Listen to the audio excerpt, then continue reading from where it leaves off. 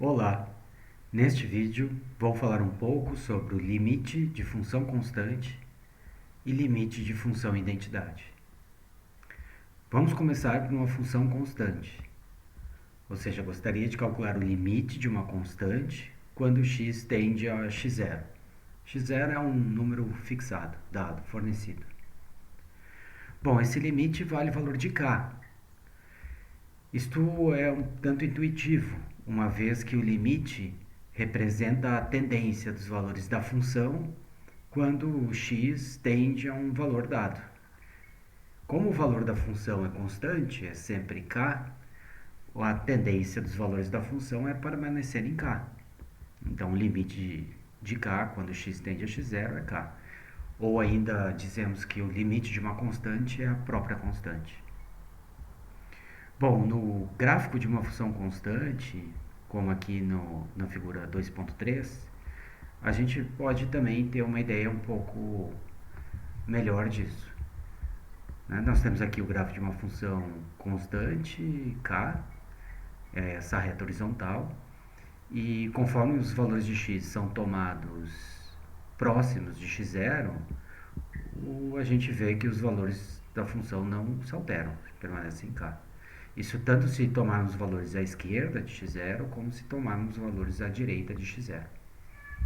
De maneira mais precisa, qualquer intervalo em torno de x0 que pegarmos, todos os valores de x dentro de um intervalo em torno de x0 são levados no valor k, que está sempre dentro de qualquer intervalo arbitrário que pegarmos em torno de k.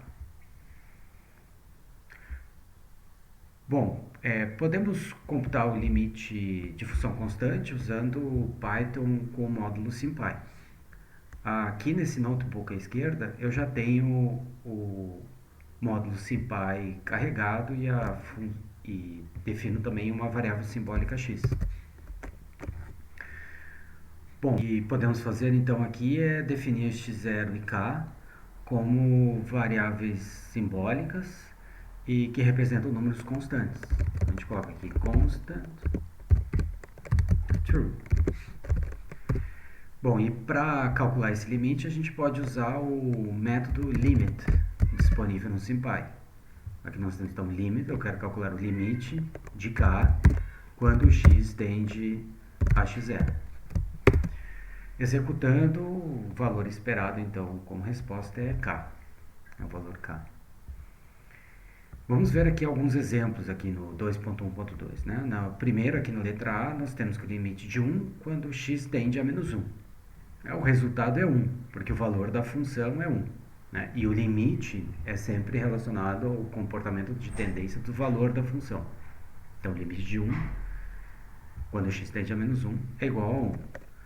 No SymPy, a gente pode calcular isso usando o método limit. Então, o limite de 1 quando x tende a menos 1. Executando, vai dar um valor esperado de 1. E assim para outros casos. Por exemplo, na letra B, nós temos aqui o limite de menos 3 quando x tende a 2. Então, aqui podemos fazer o limite de 3 quando x tende a 2. E obtemos o valor esperado de 3. Ok, vamos agora então passar ao limite da função identidade. Ou seja, a função f de x que retorna o valor de x. F de x igual a x. Então, o que eu quero calcular é o limite de x quando x tende a x0. Lembrando que o limite de uma função é a tendência dos valores da função, o que estamos a nos perguntar aqui é para onde tende x quando x tende a x0. E a resposta, obviamente, é x0. Essa é a resposta intuitiva esperada. No gráfico da função identidade, que temos aqui logo abaixo, nós podemos também inferir esse resultado. Vamos pegar aqui um ponto x0 no eixo x e queremos saber o comportamento dos valores da função, que são marcados em y, de quando x tende a x0. Então, tomando valores de x cada vez mais próximos de x0 pela esquerda, O que vemos aqui nos valores da função é que os valores da função vão se aproximando da altura x0, porque a função identidade y igual a x0, y igual a x, então nós temos aqui no ponto x0, a altura da função também é x0. Então, conforme x vai tendendo a x0, os valores da função vão se aproximando da altura x0.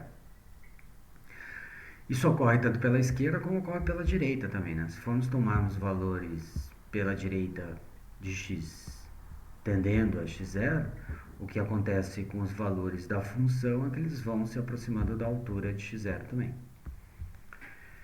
De forma mais precisa, sempre é possível encontrar um intervalo suficientemente próximo de x0, de maneira que todos os pontos desse intervalo são levados para dentro de um intervalo arbitrariamente perto de x0, arbitrariamente escolhido perto de x0.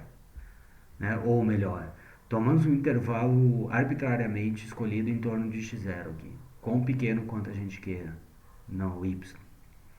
Sempre é possível encontrar um intervalo em torno do ponto x0, de maneira que todos os valores dentro desse intervalo são levados para dentro desse intervalo pré-determinado aqui. Né? Então, com isso, a gente conclui que o limite de x, quando x tende a x0, é igual a x0. Bom, vamos ver alguns exemplos aqui, né? No caso aqui 2.1.3. Nós temos na letra A o limite de x quando x tende a menos 1. A resposta vai ser menos 1, porque estamos a nos perguntar aqui para onde tende x quando x tende a menos 1. A resposta é menos 1. Bom, podemos calcular isso usando o Python com o módulo SymPy.